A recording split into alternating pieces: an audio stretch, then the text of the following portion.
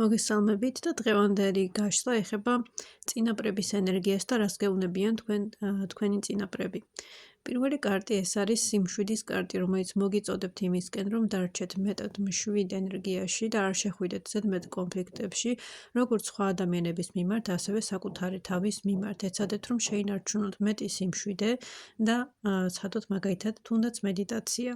შემდეგი კარტი არის მაგიის ანგელოზი, რაც ნიშნავს იმას, რომ თქვენი წინაპრები აქ გეხმარებიან იმაში, რომ თქვენი საკუთარი შინაგანი მაგია გაიაზროთ და დარჩეთ აი ამ შინაგანი მაგიის ენერგიაში უფრო ძლიერად. კარგი იქნება თუ ეცდებით რაიმე სახის რიტუალს, მანიფესტაციას, ან უბრალოდ მოусმენთ საკუთარ ინტუიციას.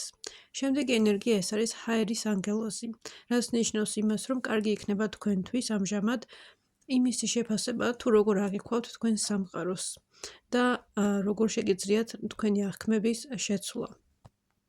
დააკვირდით რაიმეს ხომ არ ხედავთ იმაზე ნეგატიურად ვიდრე არის. შეგახსენებთ, რომ მაქვს პირადი ტაროლოგიური გაშლები, ასევე ტაროლოგიური კურსი, ეზოთერული რიტუალების კურსი. ამ ყველაფრისთვის შეგიძლიათ მომწეროთ პირადში Facebook-ზე ან Instagram-ზე. მადლობა.